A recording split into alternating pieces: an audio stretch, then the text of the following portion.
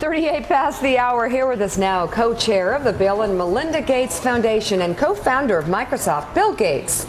In this year's Gates annual letter, Bill and Melinda Gates tackle the 3 myths that block progress for the poor. Mike Varnicle and John Ridley back at the table as well. Welcome back to the show. Great to be here. Nice to see you. I hope you're a Seahawks fan. Oh, should fantastic. Are you my going? friend Paul Allen's very excited. It'll be a fun event. Yes, it will be. My daughter can't wait. You going to head to the Super Bowl? Sure. All right. Well, there you go. Sure. So let's talk about myths, the top 3 myths. What's number 1? Well, the first is that poor countries stay poor. There's the sense that they've been poor and maybe they're always going to be that way. Right. Whereas, in fact, when I was born, overwhelmingly, most countries were poor. And now, most countries are middle income. We've got a number of poor countries left, but if we focus on what's worked well, in the next 20 years we'll be down to very, very few. So what's worked well in your lifetime? Well, the aid programs have worked well, open markets have worked well. China, Mexico, Brazil, all were aid recipients and are now self-sufficient. So if you can get countries so their economy grows enough, then their own tax revenues can take care of things, and then you can focus on the ones that are left and use the same type of programs. So myth number 2, foreign aid is a big waste. That's right. Melinda and I have chosen to put all the foundation money into the same kind of programs that foreign aid goes against. We're very analytical, we're very careful to make sure it's high impact, and so it's ironic that there's a lot of cynicism, and the headlines about the 2% that goes wasted makes people not recognize the 98% and what's been achieved. So what works in foreign aid? Because we all have read in our lifetime stories about how foreign aid actually hurts the people that you're sending the foreign aid to, and there'll be 12-page description on just how horrific it is. What works in foreign aid programs and what doesn't work? Well, health is one of the most effective things. Back in 1990, 13% of all kids died before the age of 5. Now that's down to 5%, and that's mostly foreign aid, in funding new vaccines, getting those vaccines out there, helping with those delivery systems.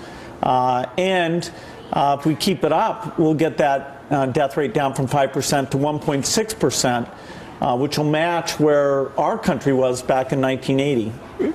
Speak to, if you will, something we were talking about off camera, the stats on foreign aid, the percentage of our budget. Most people, I would have said 8, 10%. Most people say 25% of our budget, but it's less than 1%. Of our economy, it's 0.2%. And those are the dollars of all the government dollars. You save lives for less money, you lift people up for less money than any part of the budget.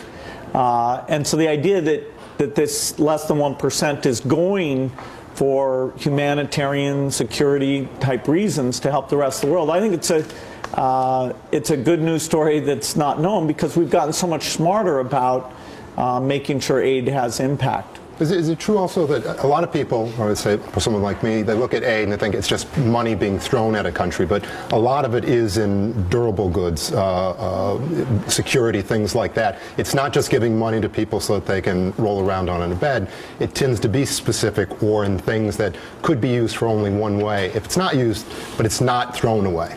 Yeah, vaccines are a great example. Those are purchased with government aid and sent into the country, and then you monitor the delivery system. You're going to have maybe 1 or 2% that goes astray, but you can make sure you're saving lives. Also, agricultural aid tends to be very impactful to help farmers grow enough food so their kids get enough nutrition, free up the kids so they can go to school. There's a lot that's been learned, and analytical thinkers, people who've come from the business sector looking into these things, have made it a much better deal for your money. Let me get to myth number 3. Saving lives leads to overpopulation. Haven't heard that one as much, but tell us about it. Well, it's kind of common sense. I believed that until I got involved in our foundation work. If you save kids, you're going to have more kids. If 1 million kids here aren't dying of malaria, won't you be increasing the population by 1 million per year? And the reason that's not true is a bit surprising, which is that parents choose voluntarily to have less kids when their kids are surviving. And so it more than offsets it.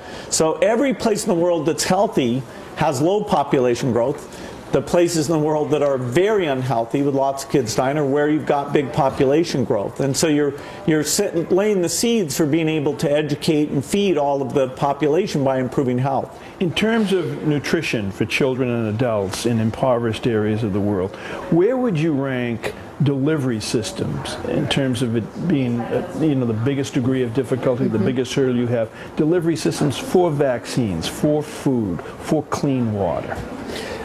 That's often it's the final issue. You get this magic vaccine or magic seed. How do you get it out there? And some of the African countries have done a really good job building those delivery systems. Ethiopia didn't have one 10 years ago and has a very good one now. Nigeria's is pretty bad, and so our foundation's very involved in the different parts of Nigeria trying to improve that.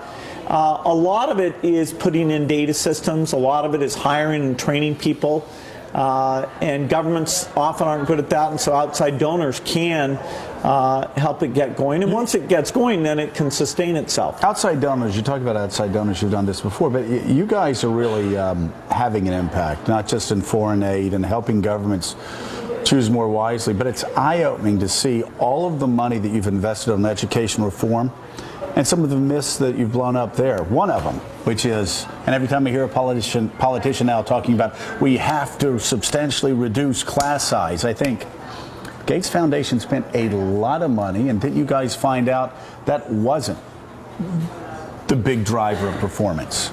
No, I'm not saying we want 50 kids to every teacher, but there are a lot of these findings things not just for foreign aid, but also education here at home that you guys are really uncovering for governments. Yeah, the big surprise is how much variability there is in the quality of the teaching. So a very good teacher teaching 30 kids is far better than an average teacher teaching 20 kids. And so the investment is, how do we help these teachers be better? How do we take the way that they make the subject interesting, they draw the kids in, they help the kids that are behind.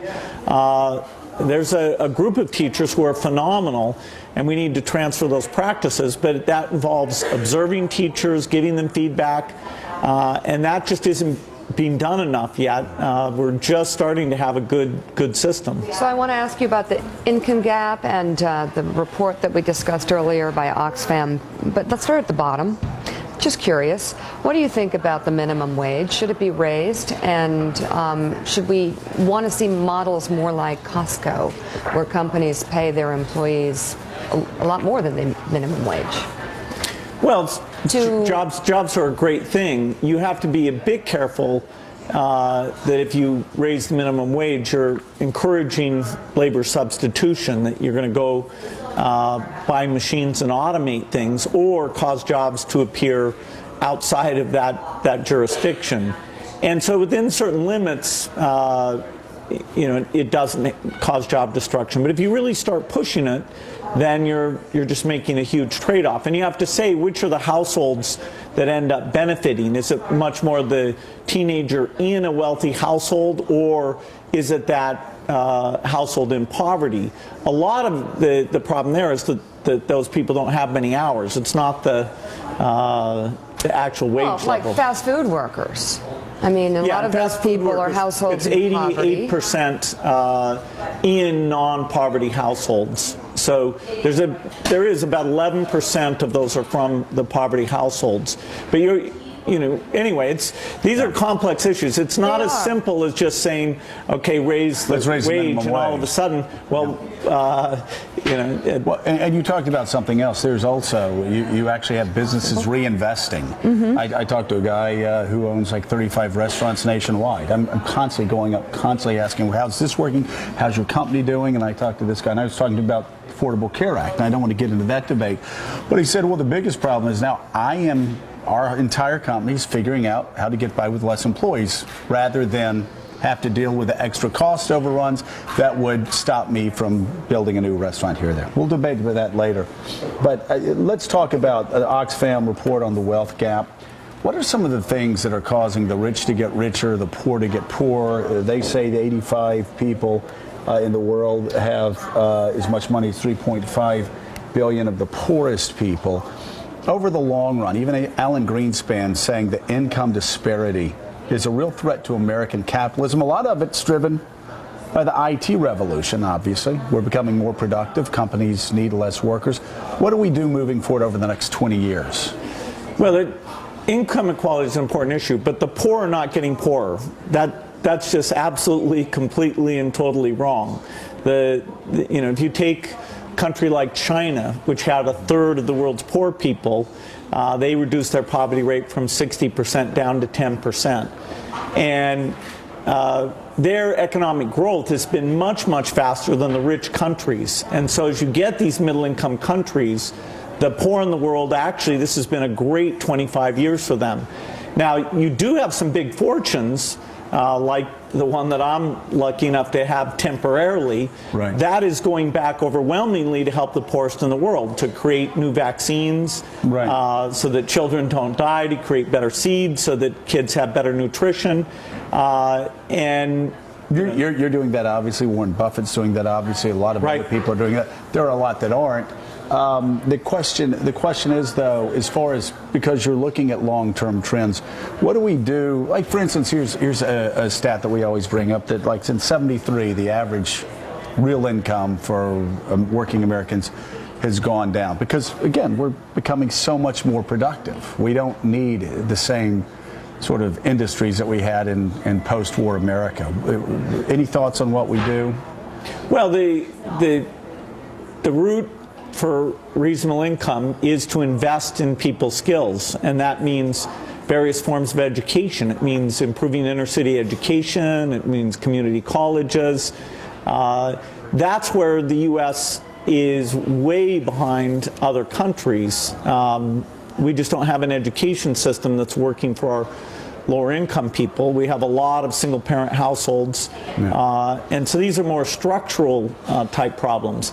The median income is up, the goods and services you can buy are up. So we shouldn't get this picture that everything's going wrong. Yes, we should reduce inequality, but there are things that have been going well, like in the cases where you have charter schools and you see those kids come out, they go to four-year colleges, they do move up in the income level. So it's not a zero-sum game. It's not just, okay, there's this fixed pie and we just take from here and give to here. If you educate people, then you're growing the pie. All right. Bill Gates, I wish we had 18 hours to talk to you. Later today, you can click on the Afternoon Mojo section of our website for more with Bill Gates, including his bold prediction that there will be almost no poor countries left in the world by 2035. Tweet us your questions using the hashtag Mojo. We'll be right back.